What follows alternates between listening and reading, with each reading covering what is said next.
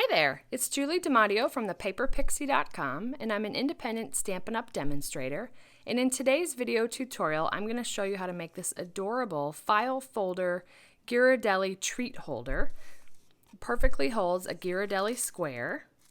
And this, I'm not sure who to give credit to, but there are lots of video tutorials out there with this project similar to this, and I just wanted to recreate it my own with some new products from the annual catalog. So let's go ahead and get started.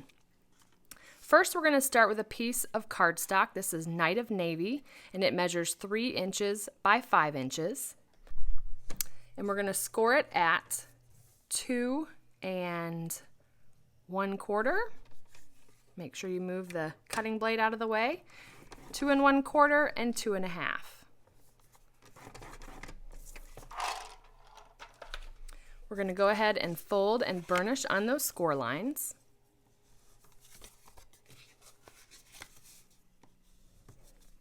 Now we're going to bring in the envelope punch board.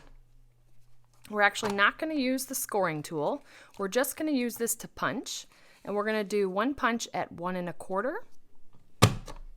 And a second punch at 3, and then rotating the cardstock 180 degrees. I am not flipping it, just rotating it. 1 1/4 and 3.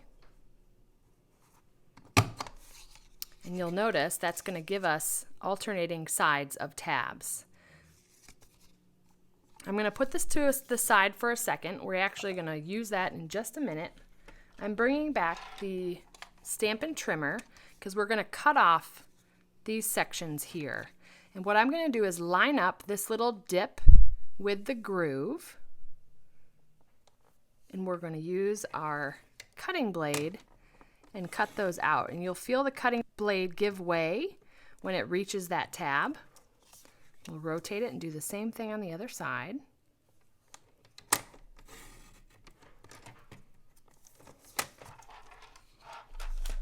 And now, bringing back the envelope punch board, I actually want to round these corners. So we're going to go ahead and put that in the reverse punch and round those corners. See how it's looking like a file folder? So cute.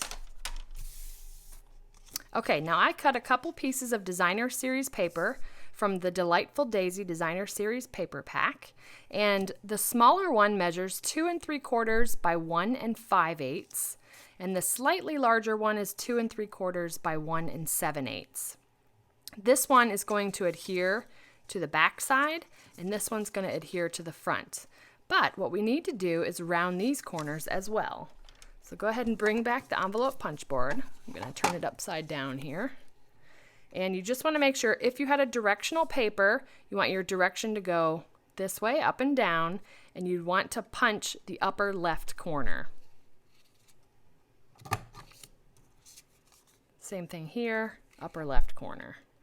Okay, those are done. We're going to go ahead and adhere those to the file folder, and I'm going to go ahead and use multi-purpose glue.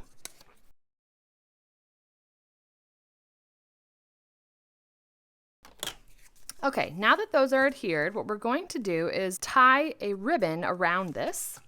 We're going to use the Daffodil Delight double stitched ribbon. And I like to tie this before we add the chocolate, so it'll be nice and snug for the chocolate. That way the chocolate won't slip out.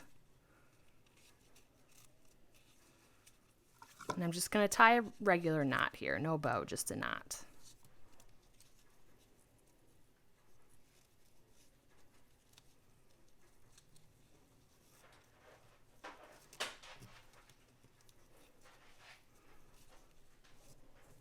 Okay, then I'm going to go ahead and trim off the ends with my paper snips.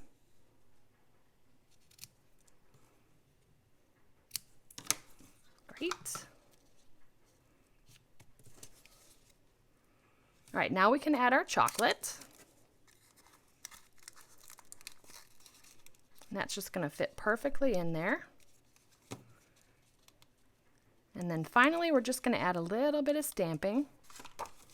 Okay, with the scrap of Whisper White, we're going to use Night of Navy ink and a sentiment that says, "You're just lovely."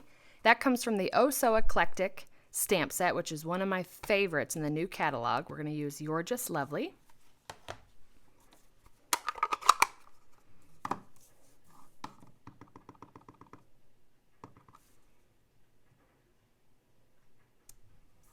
All right, and we're going to go ahead and punch that out using the 1-inch circle punch.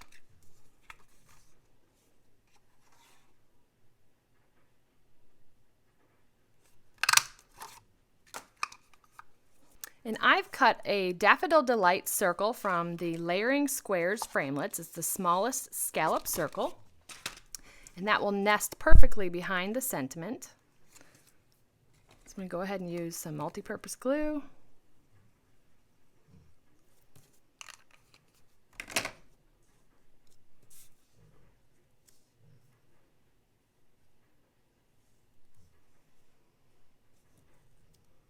And then we're going to adhere that with Stampin' Dimensionals.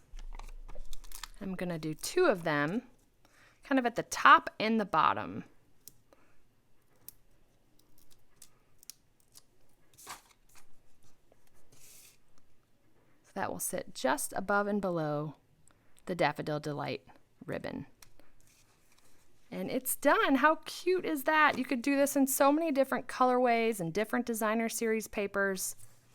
Super easy to make. You can actually make 5 of these out of one piece of 8.5 by 11 cardstock.